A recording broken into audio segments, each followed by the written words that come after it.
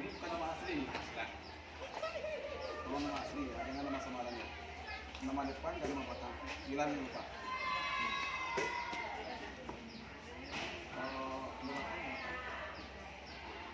belakang kabin, sudah kabin.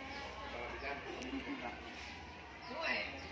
Kalau lagi kok, wali. Wali kegiatan pramuka. Dikatakan di posisi karena implementasinya di daerah silakan Bu PPG ini Ramawati SPG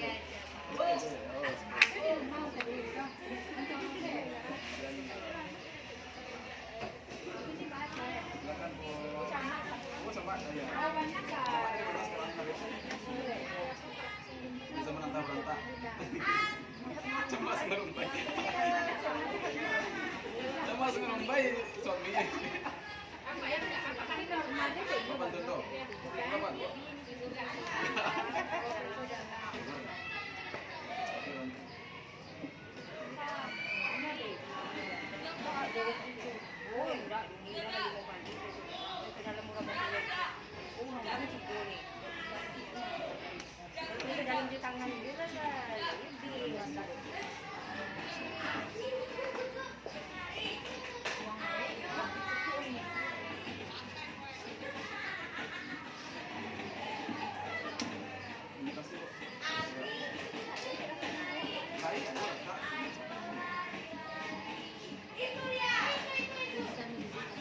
bisa menunjukkan itu nama saya Inggris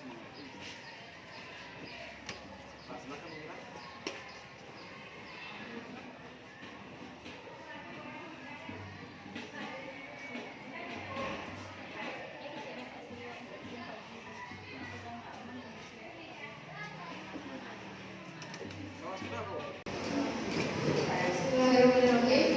Assalamualaikum warahmatullahi wabarakatuh. Terima kasih Bapak Ibu sudah bersedia hadir pada diseminasi aksi nyata saya modul 1.4 tentang budaya positif. Lebih dahulu marilah kita perbarui lagi rasa syukur kita karena kita bisa berkumpul. Allah masih memberikan kesehatan sehingga kita dapat melangkahkan kaki dan mengalirkan tangan ke sekolah yang kita cintai ini. Selanjutnya salawat beserta salam tidak lupa kita kirimkan buat Nabi Muhammad SAW yang telah mewariskan Al-Quran dan hadis. Semoga kelak kita berpegang pada keduanya sehingga kita kelak bisa mendapat syafaatnya di akhirat kelak. Amin. Baik Bapak Ibu, saya tidak akan memperpanjang mukadimah. Di sini saya akan melakukan aksi nyata diseminasi modul 1.4 tentang budaya positif. Nah, modul 1.4 ini berisi tentang budaya positif. Ada beberapa aspek yang akan kita diskusikan. Jadi di sini izin Bapak Ibu, saya bukan sebagai narasumber, tapi kita sama-sama belajar di sini. Nah, selanjutnya ini fasilitator saya Bapak Ibu, Bu Fevri, dan ini PP saya Bu Inita Akbar. Lanjut. Nah, seorang guru yang baik harus memiliki kemampuan dalam mewujudkan budaya positif di sekolah. Apakah setuju Bapak Ibu dengan pernyataan seperti ini? Itu kita sebagai seorang guru kan ada kompetensi yang harus ditingkatkan. Nah, untuk meningkatkan itu salah satunya bisa dengan mewujudkan budaya positif di sekolah. Nah, selanjutnya agar lebih menarik acara ini saya akan mengadakan speaking sebentar Bapak Ibu untuk penyegaran. Mungkin bisa berdiri sebentar Bapak Ibu.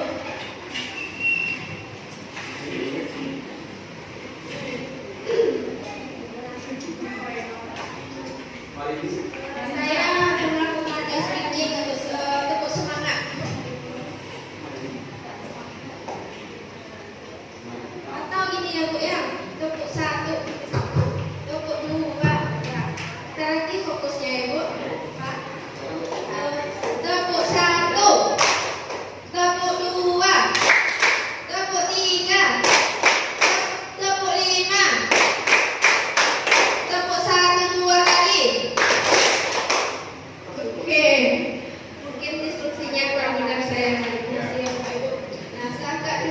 untuk semangatnya. Tepuk tangan untuk kita semua. Nah, di sini kembali lagi dengan budaya positif.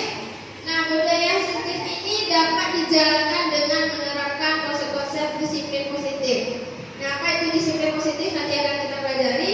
Lalu memahami motivasi perilaku manusia berkaitan dengan hukuman dan penghargaan.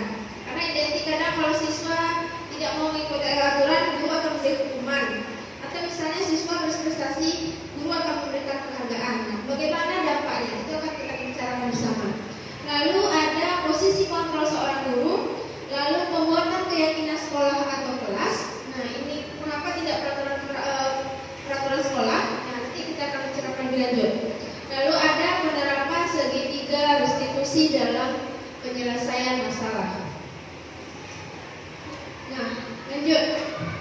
Nah, tujuan dari disiplin positif itu sendiri adalah menanamkan motivasi intrinsik, motivasi dari dalam diri murid untuk menjadi orang yang mereka inginkan dan menghargai diri sendiri dengan nilai-nilai yang mereka percaya dan berdampak jangka panjang.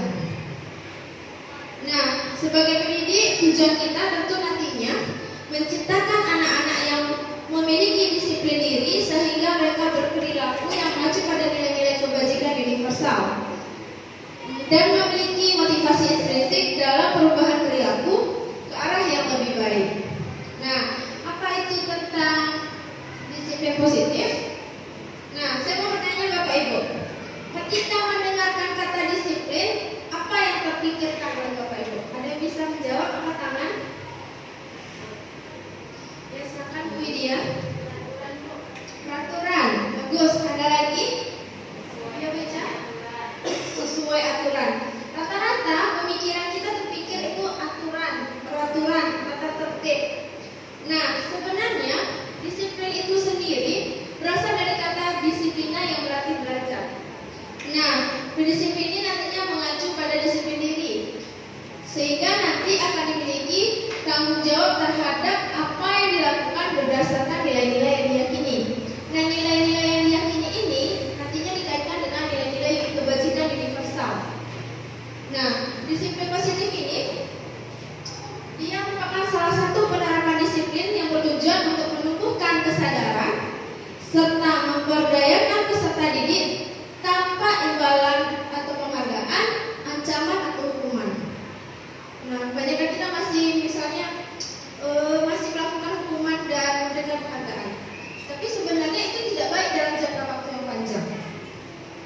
Nah, lanjut. Nah, dengan adanya usaha budaya positif, lingkungan pasti akan aman. Siswa tahu peraturan, tahu tata tertib. Lalu lingkungan apa tidak dididik sudah aman, lingkungan akan nyaman. Kalau lingkungan sudah aman dan nyaman, maka lingkungan akan menjadi lingkungan yang positif. Setuju Bapak Ibu? Nah, lanjut. Nah, berkaitan dengan standar pendidikan nasional, lingkungan positif ini dapat diciptakan jika setiap warga sekolah dan pemangku kepentingan saling mendukung, menghayati dan menerapkan nilai-nilai kebajikan setelah disepakati bersama. Berarti butuh kolaborasi.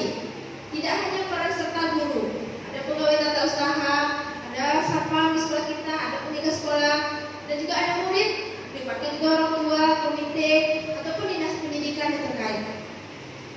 Nah, selanjutnya, seorang pemimpin pembelajaran perlu berjiwa kepemimpinan sehingga dapat mengembangkan sekolah dengan baik agar terwujudnya suatu budaya sekolah yang positif dengan standar kompetensi pengelolaan yang telah ditetapkan. Nah, maksudnya apa ya Bapak Ibu? Karena ujung tombak ini banyak ke sekarang kan kurikulum merdeka nih. Berarti pembelajarannya harus lebih berpusat pada peserta didik. Agar pembelajarannya lebih berpusat pada peserta didik, diharapkan kita jadi guru sebagai pemimpin pembelajaran. Setuju Bapak Ibu? Nah, berarti kita harus menerapkan student center, tidak lagi teacher center. Ibaratnya bukan guru satu-satunya sumber belajar. Siswa bisa belajar dari alam, dan melalui via online, atau dari apapun yang mereka alami, yang mereka lihat, ataupun lain sebagainya. Nah, tujuan dari penerapan disiplin positif ini agar terbentuknya murid-murid yang berkarakter, lalu berdisiplin, santun, jujur, peduli, bertanggung jawab, dan merupakan kompetensi lulusan yang diharapkan. Pembelajar sebanyak ayat. Berarti ibaratnya kata kita apa? Belajar itu sampai yang lahir. Jangan pernah lelah untuk belajar. Lebih baik lelah karena belajar daripada kita nanti menempuh lelahnya kebodohan. Oke, seperti itu ya Bapak Ibu. Nah lanjut. Nah selanjutnya nilai-nilai kebajikan universal. Nah udah tadi kan nilai kebajikan universal. Nah nilai-nilai. Ada nilai kebajikan, ada nilai kebaikan universal, berarti bersifat umum, tanpa membedakan agama, suku, dan latar belakang. Jadi di sini tidak ada diskriminasi. Nah selanjutnya ada pun contoh nilai kebajikan ini. Ada profil pelajar Pancasila. Ini sudah kita tahu bersama Bapak Ibu. Ada berapa dimensi di Merdeka? 6. Ada 6. Terima kasih ya. Ada 6. Saya tidak akan mengulas yang panjang ini. Lanjut lagi ke ada lagi ABO Primary Years Program. Nah nilai-nilai kebajikannya ada toleransi, rasa hormat, integritas, mandiri, saling menghargai dan sebagainya. Lalu ada keterampilan hidup, life skill. Nah ada di sana dapat dipercaya, lurus hati, mendengar yang aktif, tidak merendahkan orang lain, dan memberikan yang terbaik dari diri. Kira-kira dari sebanyak ini nilai kebajikan, mana yang kita cocok kita terapkan di pendidikan? Profil pelajar Pancasila. Nah, profil pelajar Pancasila. Karena masing-masing aspek dari profil pelajar Pancasila ini, yang banyak ini bisa terinclude dalam garis umumnya ini. Contoh, misalnya toleransi bisa dikaitkan dengan kebinekaan global. Lalu ada lagi misalnya integritas, bisa dikaitkan nanti dengan berakhlak mulia dan kebinekaan global. Begitu yang lainnya. Nah, lanjut Bapak Ibu. Lalu ada motivasi perilaku manusia. Motivasinya ada ekstrinsik, ada ekstrinsik. Tapi kenapa saya jabarkan jadi 3? Karena motivasi ekstrinsik ini saya pecah jadi 2. Ada siswa yang datang ke sekolah itu karena menghindari ketidaknyamanan. Misalnya, kalau dia terus-terus di rumah, orang tua misalnya banyak yang bekerja atau orang tua sibuk ngomelin anak, timbul rasa tidak nyamanan di rumah, pergi ke sekolah. Jadilah itu motivasi eksternal. Lalu selanjutnya untuk mendapat imbalan atau penghargaan dari orang lain. Apa misalnya, kalau misalnya juara orang tuanya menjanjikan dapat hadiah. Jadi motivasi anak tuh tujuannya sekolah ya untuk dapat hadiah. Tapi ini tidak baik. Mengapa tidak baik? Karena ini hanya berperan dalam jangka waktu yang pendek. Jadi hanya sebatas mendapatkan hadiah, bukan menimbulkan kesadaran diri mereka. Nah selanjutnya motivasi internal untuk menjadi orang yang mereka inginkan dan menghargai diri sendiri dengan nilai-nilai yang mereka percaya. Jadi lebih baik nilai internal. Bagaimana bisa terciptanya motivasi internal ini? Ini bisa dikaitkan dengan budaya positif ataupun disiplin positif di sekolah. Lanjut Bapak Ibu. Nah, tadi saya mengatakan ada penghargaan, ada hukuman. Nah, ada juga yang mengatakan itu tidak hukuman, tapi konsekuensi atas perbuatan. Nah, apa perbedaannya? Nah, hukuman dia tidak terencana, tiba-tiba. Lalu murid tidak tahu apa yang terjadi dan tidak dilibatkan. Bersifat satu arah. Jadi cenderung misalnya di sekolah guru menjudgment siswa bersalah, lalu langsung memberikan hukuman tanpa menimbulkan umpan balik dengan peserta didik. Nah selanjutnya berupa hukuman fisik ataupun psikis. Berarti berkaitan dengan mental psikis. Nah selanjutnya ada konsekuensi. Kalau konsekuensi terencana atau disepakati sesuai peraturan, murid tetap dibuat tidak nyaman. Kenapa tidak nyaman? Nanti kita bahas. Nah selanjutnya sikap guru selalu memonitor murid, nanti sebagai pemantau. Selanjutnya restitusi. Restitusi ini proses menciptakan kondisi bagi murid untuk memperbaiki kesalahan. Nah selanjutnya ada proses kolaboratif yang mengajarkan murid untuk mencari solusi sendiri. Saya beri contoh misalnya seperti ini. Ada siswa terlambat, hukumannya bisa langsung berpikir langsung mengambil tindakan. Kamu terlambat, silahkan membaca surat tertentu atau biasanya disuruh mencabut rumput. Apakah itu sinkron dengan kesalahannya Bapak Ibu? Tidak sinkron. Sekarang itu kita anggap sebagai hukuman, konsekuensi. Siswa dia datang terlambat 1 jam dari jam masuk. Konsekuensinya dia pulang 1 jam lebih lambat daripada temannya untuk mengerjakan atau mengambil materi yang belum dia pelajari 1 jam yang dia terlambat. Itu konsekuensi. Kalau yang restitusi, nanti kita tanya dulu. Kamu terlambat, misalnya terlambat. Terlambatnya kenapa? Misalnya karena telat bangun. Lalu ditanya nanti divalidasi, kenapa telat bangun? Saya tidur tengah malam. Kenapa tidur tengah malam? Kamu main game. Validasi. Kira-kira menurut kamu perbuatan kamu sudah benar atau tidak? Jadi kita akan feedback ulang balik. Dari situ siswa berpikir, oh iya Bu, saya salah. Lalu karena kita akan mempelajari tentang keyakinan kelas, sebelumnya sudah dibuat keyakinan kelas. Kira-kira menurut kamu keyakinan kelas apa yang kamu lakukan? Berarti ada nilai-nilai universal tadi juga. Misalnya nilai disiplin dan tanggung jawab. Karena siswa menyadari, Bu, saya memiliki keyakinan kelas yang saya anggap kedisiplinan dan tanggung jawab. Jadi tanpa berpikir panjang pun, siswa bisa berpikir kritis. Dia tahu apa yang dia kesalahan yang dilakukan, kedepannya dia harus apa, tanpa kita yang memberi hukuman langsung atau memberikan konsekuensi seperti itu.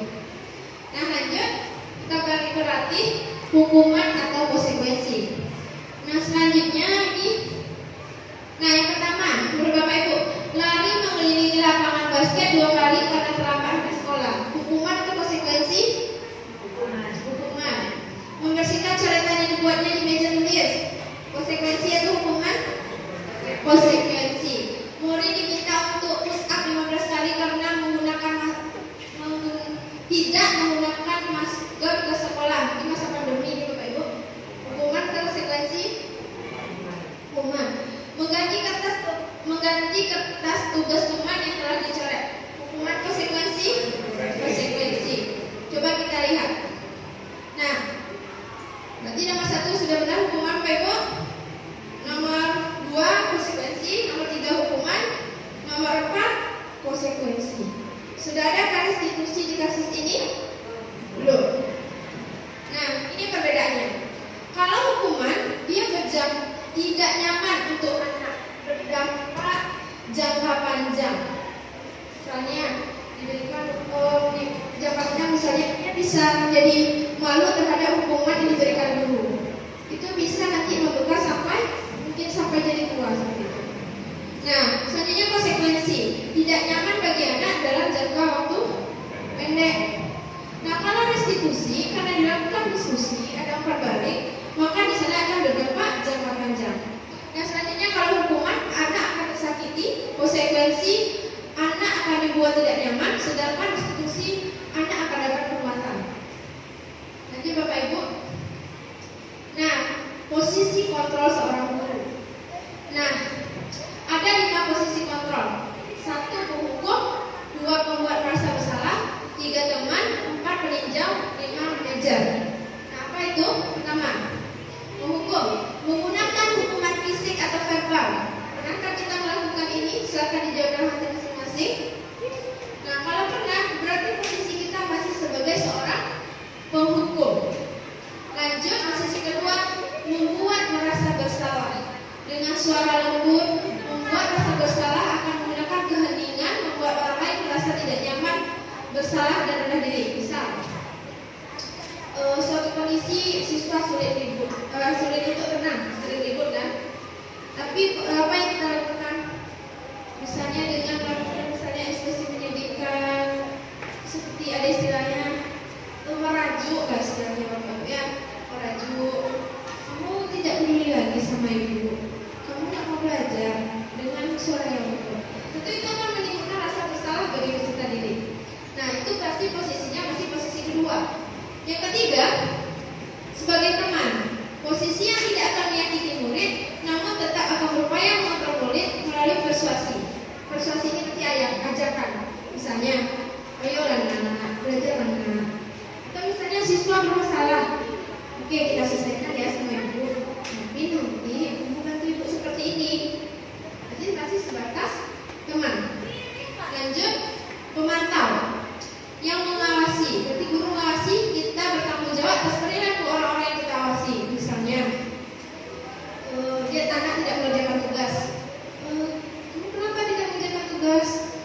susah Bu.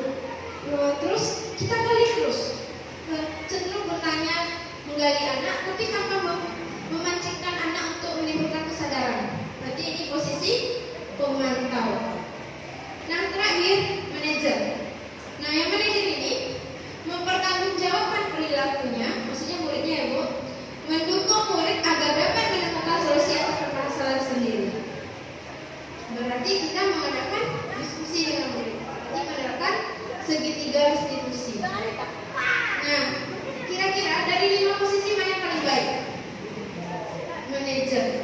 Marilah kita bersama-sama bergerak, tergerak dan menggerakkan supaya kita semua menjadi lingkungan yang positif dengan menerapkan posisi guru sebagai manajer. Nah, keyakinan kelas. Nah, keyakinan kelas di sini, guru berperan dalam mewujudkan terbentuknya keyakinan sekolah atau kelas dengan adanya kesepakatan bersama antara guru dan murid. Berarti ada nilai-nilai yang sudah disepakati. Berarti nanti di kelasnya kita lakukan diskusi. Nanti saya juga akan melakukan sosialisasi ini kepada murid kita. Jadi nanti akan dilaksanakan aksi nyata terkait ini. Nah, bagaimana terkait ini? Tentu kalau keyakinan kelas, pernyataannya harus universal, mudah diingat, mudah dipahami, harus ditetapkan di dalam lingkungan sekolah. Misal, nilai yang keyakinan kelas, disiplin, tanggung jawab, kebersihan, keselamatan. Nah, seperti itu Bu. Lanjut. Nah, ini tahapannya. Sehingga nanti terbentuklah budaya positif ataupun disiplin positif. Nah, kebutuhan dasar manusia. Kebutuhan dasar manusia pertama kebutuhan bertahan hidup, 2 kasih sayang dan rasa diterima, 3 penguasaan, 4 kebebasan, 5 kesenangan. Lanjut, ini segitiga restitusi tadi. Guru berperan sebagai manajer. Apa maksudnya? Ini dia. Pertama, menstabilkan identitas. Berarti semua orang pernah melakukan kesalahan. Dan bukan ibaratnya satu individu, bukan hanya dia satu-satunya orang yang melakukan kesalahan. Orang lain juga pernah. Untuk menstabilkan identitas. Lalu lanjut, dilakukan validasi tindakan yang salah. Jadi misalnya, kamu tentu punya alasannya. Mengapa kamu melakukannya? Atau apakah ada cara yang lebih efektif untuk mendapatkan apa yang kamu butuhkan? Lanjut, menanyakan keyakinan, contohnya keyakinan kelas, apa yang telah kita sepakati, apa yang kamu ingin menjadi orang seperti apa. Berarti ini dikaitkan dengan nilai-nilai kebajikan universal. Nah, ini dia. Sudah. Di sini saya akan coba menyajikan contoh penerapan segitiga restitusi di sekolah. Nah, di sini pertamanya kasus seorang siswa yang menggunakan HP-nya saat jam pelajaran dan satu lagi siswa yang jarang melaksanakan piket kelas. Nah, perlu diketahui Bapak Ibu, siswa di sini adalah berperan sebagai aktor, bukan sebagai pelaku yang melakukan pelanggaran terhadap keyakinan sekolah atau kelas. Selamat menyaksikan.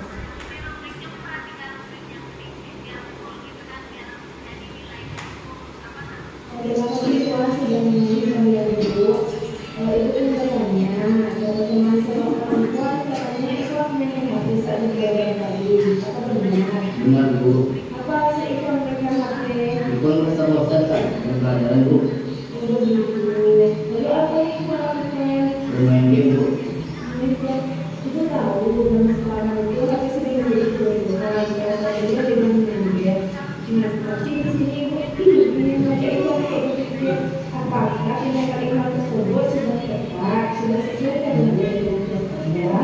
Dulu Lalu menurut ikhwan keyakinan kelas apa yang sudah dilanggar? menghargai sopan Bu. Betul.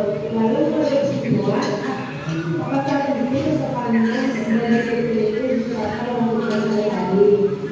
Tentu Bu. Nah, baik. Kalau menurut ikhwan sendiri keyakinan kelas apa yang harus dilakukan saat dia belajar? Bukan arti menyimak penjelasan guru dan tidak bermain HP di saat pelajaran Bu. Nah, apakah ikhwan bersedia untuk memperbaiki kesalahan ini? Bersedia Bu. Apa yang akan ikhwan lakukan untuk memperbaiki kesalahan ini? Harus menyimak penjelasan guru dan mengerjakan tugas di BUMN serta tidak bermain HP, Bu. Oke, terima kasih ya Ikhwan untuk semangat belajarnya. Semoga lebih baik lagi. Sekarang semoga kepada kelas. Assalamualaikum warahmatullahi wabarakatuh. Nama saya Emikon Mustafa Akbar dari kelas 8G. Saya merasa senang diajak diskusi oleh ibu ini untuk disiplin dan kesopanan saat belajar. Saya bersungguh-sungguh saat belajar, mengerjakan tugas yang diberikan oleh guru dan tidak bermain HP atau memainkan games dalam pelajaran di kelas. Sekarang kasus keduanya Bapak Ibu.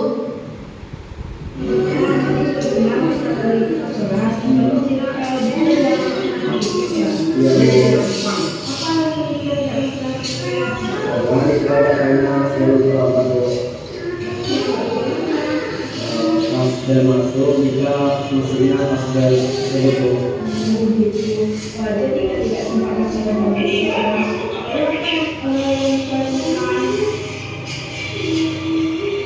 Jika tanpa sadar tidak melakukan tiket di daripada guru. Sekarang coba pikirkan tindakan yang jika yang jarang melaksanakan tiket apakah sudah sesuai dengan keyakinan kita? Belum. Menurut Dika, keyakinan kelas apa yang sudah dilanggar? Kedisiplinan dan bertanggung jawab. Betul. Dika, tanggung jawab dan disiplin itu penting atau tidak? Bagi kita itu sangat penting. Nah, menurut Dika nanti keyakinan kelas apa yang harus dilakukan ketika tidak jadwal tiket? Kita akan melakukan tiketnya sesuai jadwal. Oke, apakah Dika bersedia untuk memperbaiki kesalahan ini? Siapa saja Bu? Apa yang akan Dika lakukan untuk memperbaiki kesalahan ini? Juga akan melakukan tiket pas di jadwal Bu. Lalu bagaimana tiketnya supaya bisa terlaksana? Kita akan makan lebih awal. Oke, baik. Nah, semoga kedepannya lebih baik ya. Kalau dilaksanakan, ucapkan terima kasih sangat dari kelas. Assalamualaikum, nama saya Satya Andika Devrian dari kelas 8F. Saya merasa senang diajak diskusi oleh Bu ini untuk bertanggung jawab dan disiplin saat dalam melaksanakan tiket. Saya akan datang lebih awal ke sekolah untuk melakukan tiket pada jadwal tiket. Oke Bapak Ibu, itu contoh dari penerapan segitiga restitusi.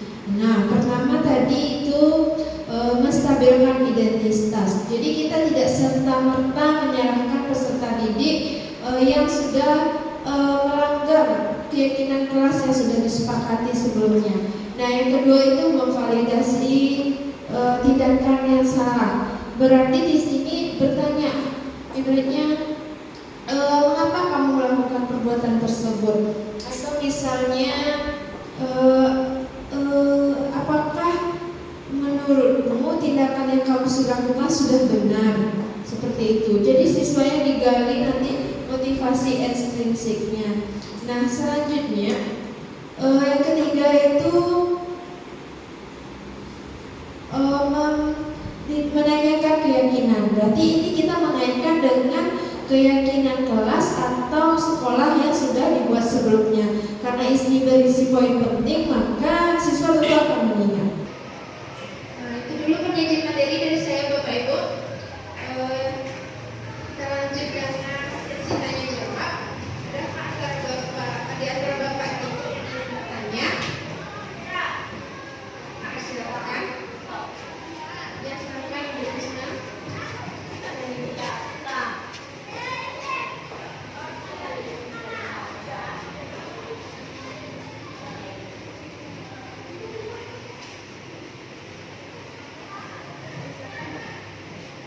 Bismillahirrahmanirrahim. Terima kasih atas kesempatan yang diberikan.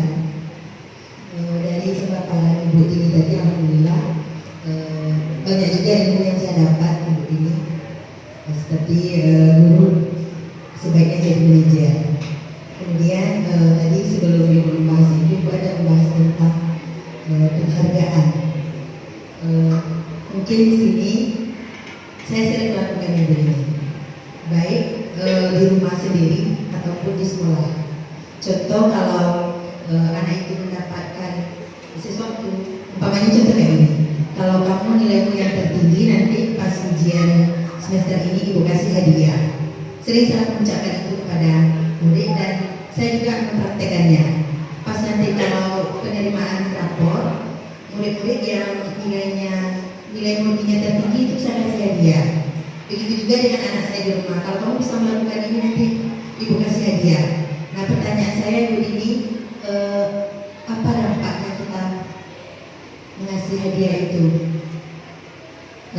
Mohon dijelaskan. Terima kasih ibu ini.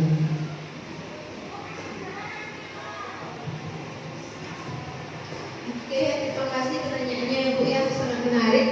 Sebenarnya sebelum saya ikut CGP ini pun saya masih melakukan ini. Tapi karena ilmu ini baru saya dapat, saya mencoba untuk tidak memberikan penghargaan kepada siswa karena setelah didiskusikan, kalau memberi penghargaan ini ternyata salah satu dampaknya bisa merusak hubungan. Misalnya siswa yang berprestasi itu cenderung misalnya mendapat peringkat 1, 2, 3.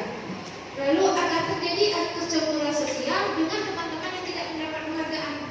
Itu satu, merusak hubungan. Kedua, dia bisa mematikan kreativitas. Kenapa bisa dikatakan seperti ini? Karena cenderung siswa yang mendapat penghargaan itu misalnya ada target misalnya A, B, C yang harus dicapai. Tercapai target A, B, C. Jadi fokusnya hanya ke A, B, C. Padahal target yang dicapai itu bisa lebih dari itu. Sehingga bisa dikatakan penghargaan ini bisa mematikan kreativitas. Nah, selanjutnya dengan pemberian penghargaan ini tentunya ini jatuhnya menurut Bapak Ibu, apakah jatuhnya dimotivasi eksternal atau internal? Eksternal. Namanya eksternal ini kan dari luar. Berarti sampai dia hanya mendapatkan hadiah, tidak lebih lagi dari itu.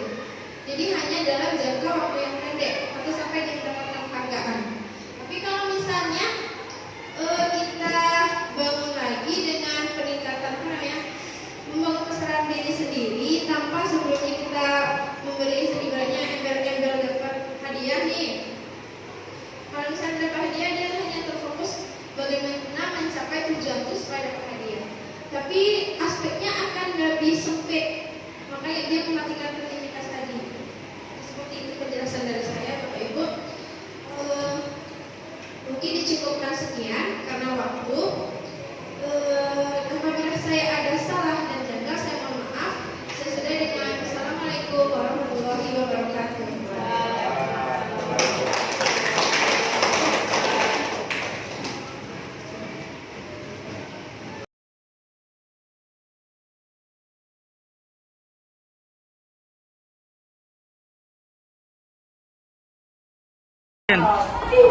Assalamualaikum.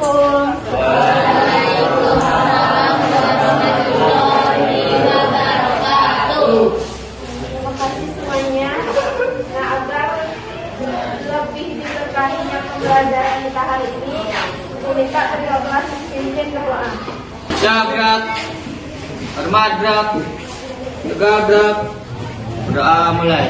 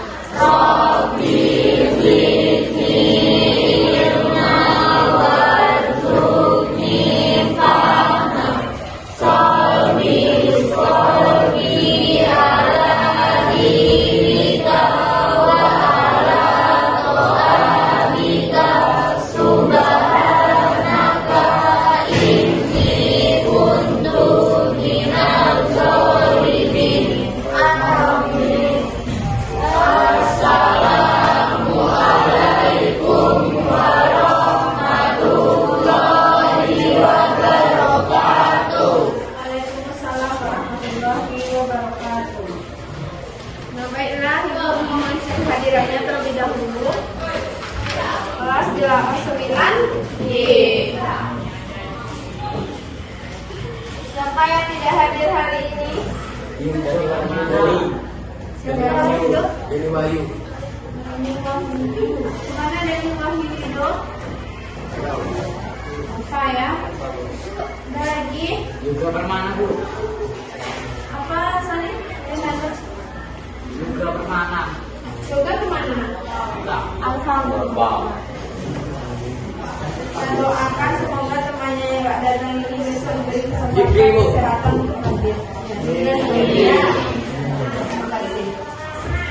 Nah, sebelum Ibu mau memulai pembelajaran, kita lakukan dulu ice breaking. Kita coba misalnya setiap kelipatan 3 bilang dot. Bisa? Misalnya 1, 2, dot. Lanjut 4, 5, dot. Ya, yang salah akan berdiri, yang benar akan tetap duduk. Oke, bisa? Kita mulai dari Amel. 2, 4, 5 dan 6, 7. stop. Salah. Ulang. 1. Lanjutannya berdiri. Makanya konsentrasi. Ulang lagi 1 Z. 1, 2, 3. Salah.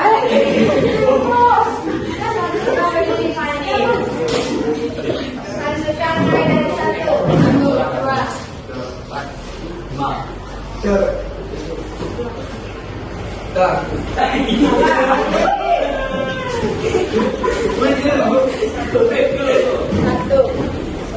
Satu, 2. 4, 5.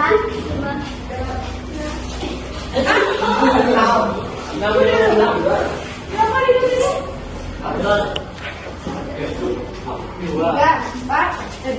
3, 4, 2, 3 dor, 4 dor. Betul nggak tadi? Dia 6, Bu. Kok dia 6? Dia bilang 6. Dia bilang 6, dia yang berdiri. Nah, lanjut lagi. Zen 1, 2 dor.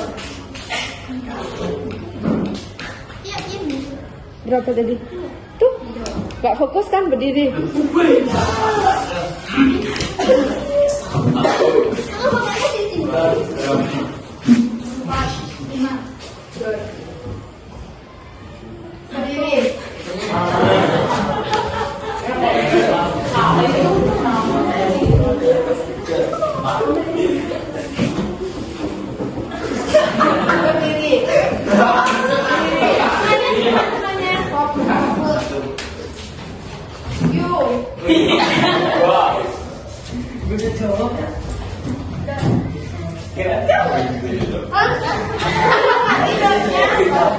Dia pada lagi. Berdiri. Yang lain ya. Dot. 4, 5. 7. Berdiri. Saya.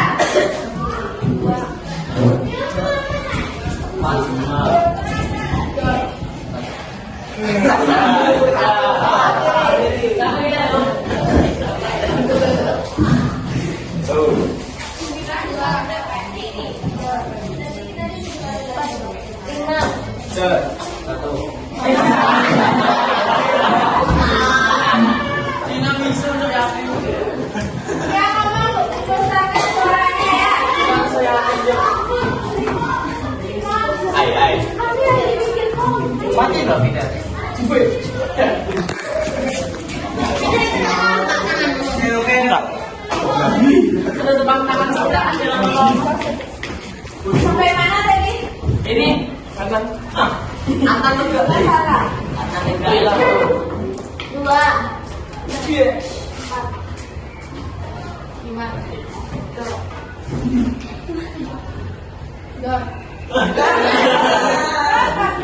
Diri. Sampai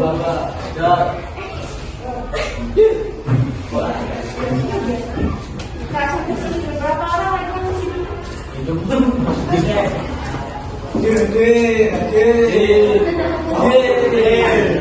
Sekarang dibalik, yang kalah duduk, yang menang berdiri.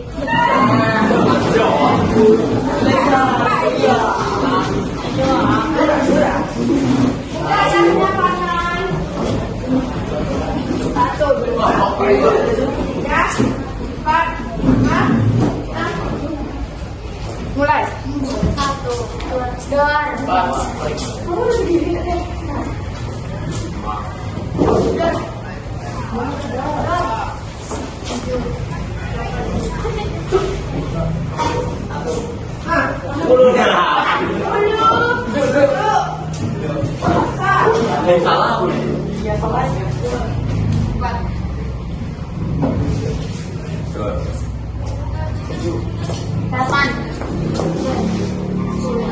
Oke, kamera rolling. Nah, terima kasih Nak untuk kita sudah melakukan ini. Sudah lebih semangat? Alhamdulillah. Nah, selanjutnya kita akan membuat keyakinan kelas hari ini. Pernah mendengar peraturan? Nah, peraturan ini dia berkaitan dengan keyakinan kelas. Berarti ada kaitannya dengan kata tertib. Tapi kalau keyakinan kelas ini dia berkaitan dengan nilai-nilai kebajikan universal, misalnya. Yang kamu tahu peraturan itu apa contohnya? Kamu tahu peraturan sekolah? Salah satunya peraturan sekolah apa? Nah, tidak boleh merokok.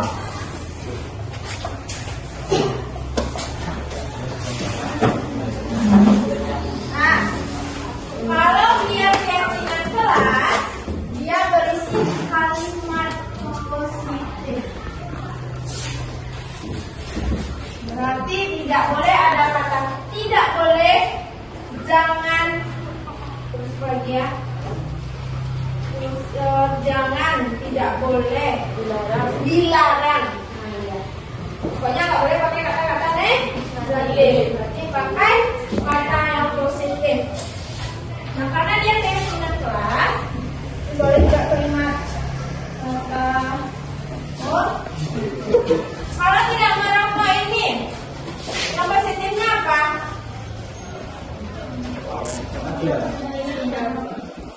Sebaiknya tidak merokok. Kalau kata-kata negatif,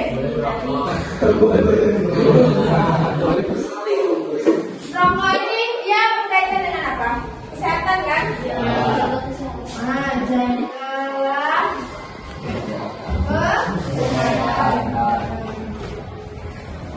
Nah, berarti kata-katanya keyakinan kelasnya adalah kesehatan.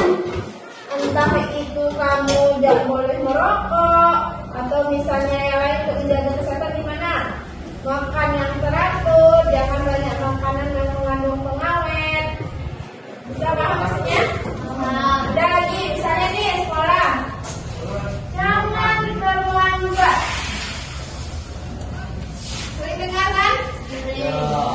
Nah, ini kalimatnya negatif nggak kata-katanya? Yang positifnya apa? Datang tepat waktu.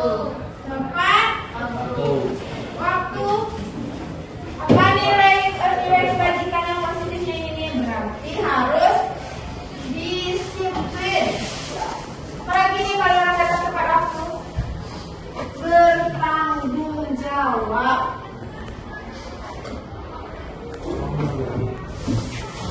Nah, ini contohnya. Ini yang akan nanti kamu buat masing-masing kamu, nanti ibu bagikan kertas stikernya. Terus habis itu nanti ditempel di kertas yang sudah ibu sediakan untuk kesepakatan kelas 9. Bisa dipahami maksudnya ini? Bisa. Nah, karena ini kesepakatan kelas, tentu yang menyepakati siapa saja? Seluruh anggota kelas, termasuk guru. Berarti kesepakatan kamu dengan guru ada di kelas, karena dia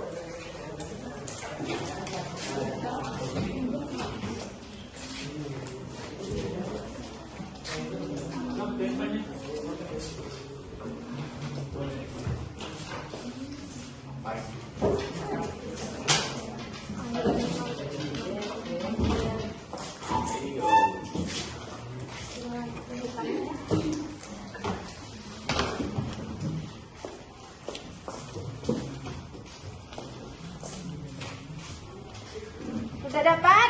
Nah, silakan tuliskan masing-masing kamu satu keyakinan kelas. Nanti kita seleksi nanti. Kalau yang ada maknanya sama berarti satu itu yang kita ambil. Oke? Nah, silakan ditulis. Ya, yang keyakinan kelas positifnya.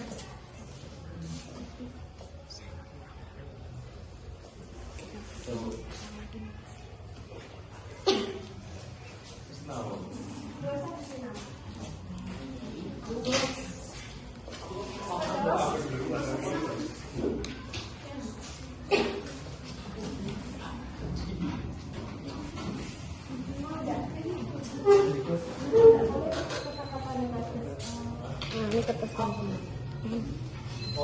Pakai kata-kata positif. Boleh tidak boleh, jangan dilarang.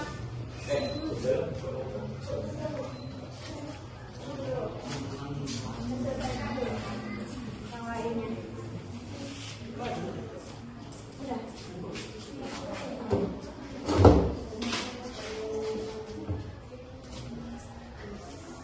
Nah, tulis. Apa Fatan? Idenya Fatan? Kayak ada kemajuan dalam belajarnya Fatan. Udah. Apa contohnya lagi? Contohnya itu contoh misalnya nih, boleh nggak mencontek ketika ujian? Enggak, berarti jarang mencontek. Nah, keyakinan positifnya apa tuh?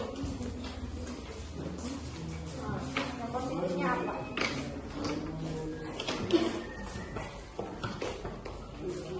Diana udah?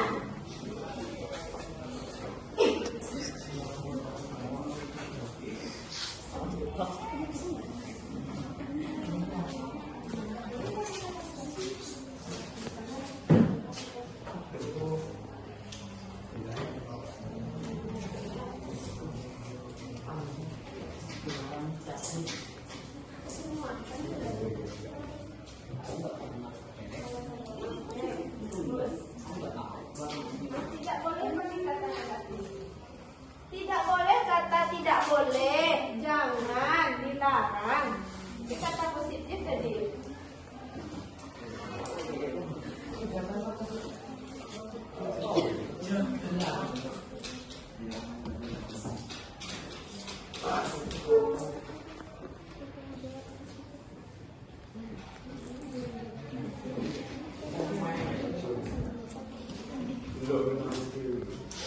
Tidak boleh jangan pakainya kata positif, jangan, dilarang, tidak boleh. Nah, kalau jangan buang sampah di kelas, jadi positifnya apa? Buanglah sampah pada tempatnya. Nah, di situ.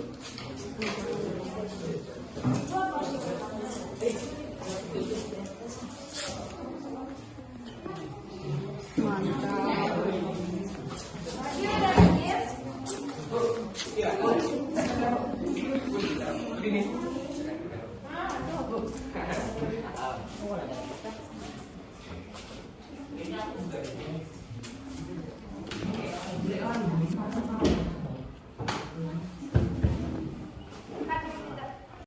Nah, udah selesai semua? Sudah. Karena sudah selesai, sekarang silakan ditempel keyakinan kelas yang sudah kamu buat di tempat yang sudah Ibu sediakan. Nah, silakan ditempel.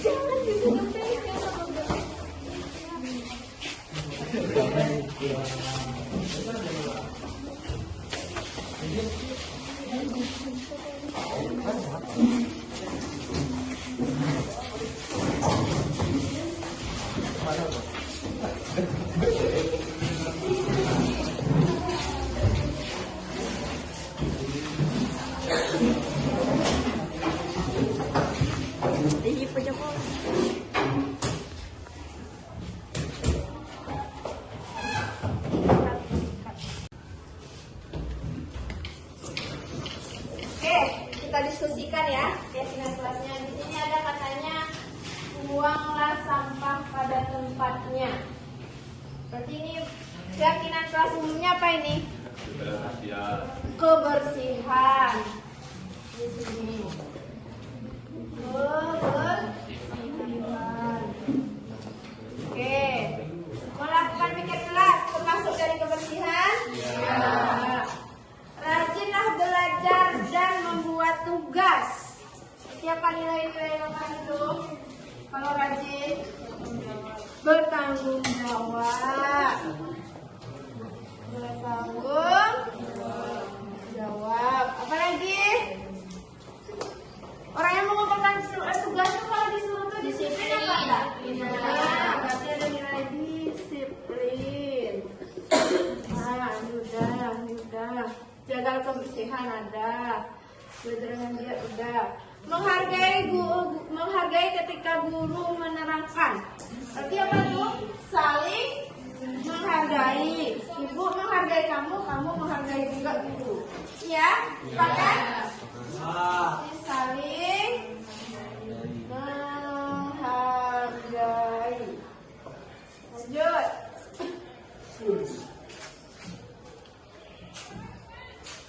Setelah buang air besar atau kecil, siramlah WC-nya terlebih dahulu.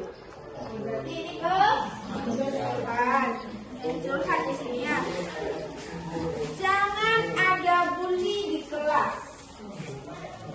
Ini kalimatnya negatif, berarti dia harus saling menghargai. Dan disiplin. Saling menghargai. Lanjut. Udah. Membayarkan tepat waktu. Mikrohan berdarah. Berarti apa tuh? Bertanggung jawab. Udah. Buanglah sampah pada tempatnya. Udah. Jagalah kebersihan. Sama nih. Jagalah lingkungan. Masuk. Diam saat guru menerangkan. Apa tuh? Maksudnya tuh? Saling menghargai. Buanglah sampah pada tempatnya. Iya. Belajar dengan semangat.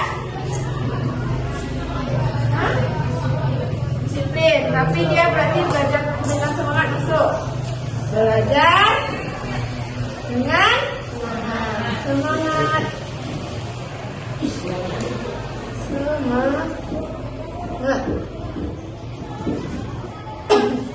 Oke. Berarti yang belajar semangat ini sebenarnya nggak punya hanya murid, guru juga. Setelah guru mengajarkan materi atau mengajar di kelas, guru kan melakukan persiapan. Berarti guru juga harus belajar. Semangat tuh. Semangat Sani. Lanjut lagi. Jagalah kebersihan. Belajar dengan baik-baik. Dengan semangat. Menjaga tugas. Udah. Berarti ada berapa keyakinan kelasnya? Ada 5. Ini keyakinan kelasnya. Siapa 5 orang yang mau menuliskan ini 5 keyakinan kelasnya? Angkat tangan. Tulis yang ini di kertas ini. Ada yang mau 5 orang? Enggak. Apa lagi? Alena. 2 orang lagi. Ibu kalau lagi. 4-an. Apa lagi? Viko. Nah, Anda tulis simak. Ini yang Anda, ini yang Aicha, Alena, Fatan, dan Vigo. Akan ditulis, bisa ditempel.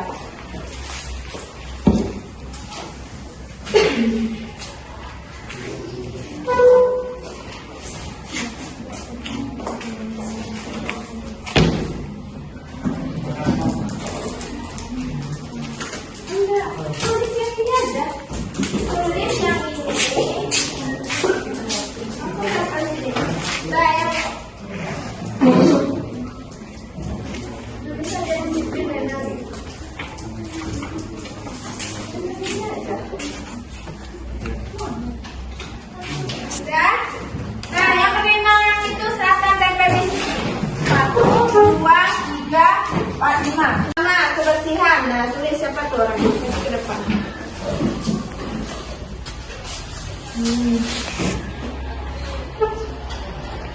Ataskan dikit. Nah, lanjut yang kedua.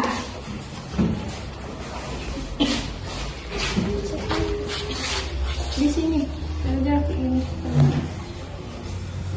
Oke, terima kasih. Lanjut yang ketiga.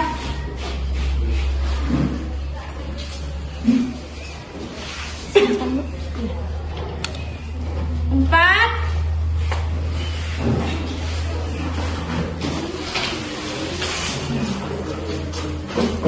Bisa gitu kali nyusup nih. Lanjut lagi yang kelima. Tiga.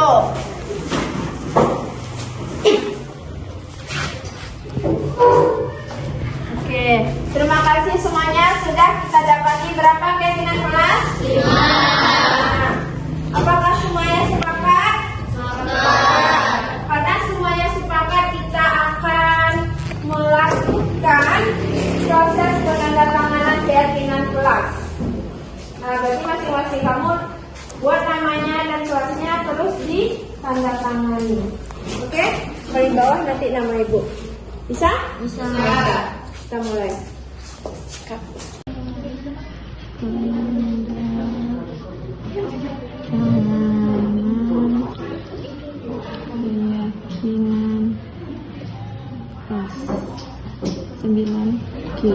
Nah, silakan dimulai dari Adnan. Bawa penanya.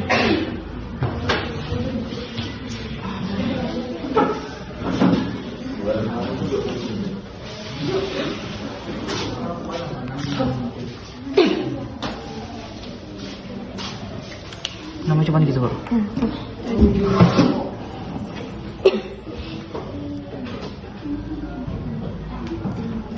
Yuk lanjut. Jalan Ridho. Tanda tangannya.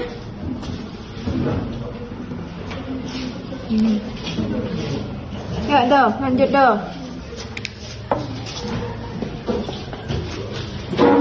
Nama lengkap ya Do. Nama lengkap ya.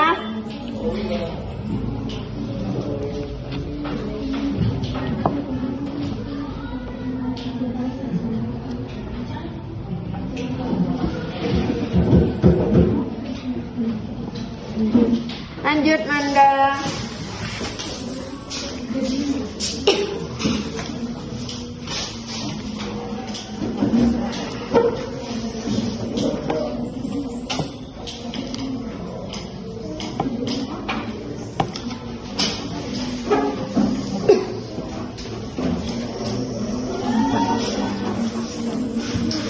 Yuk Alena.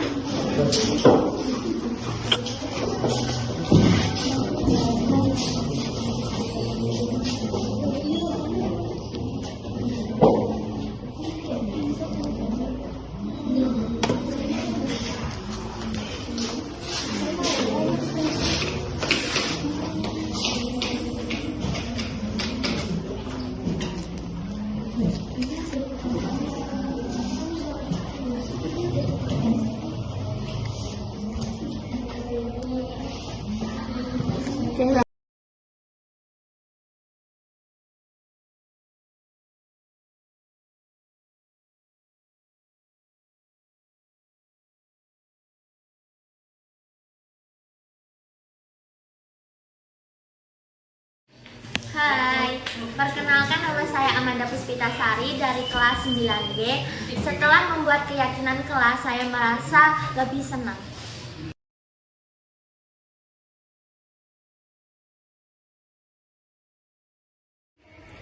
Assalamualaikum warahmatullahi wabarakatuh. Saya Alena Larasati dari kelas 9G. Setelah membuat keyakinan kelas, saya merasa lebih bersemangat untuk belajar.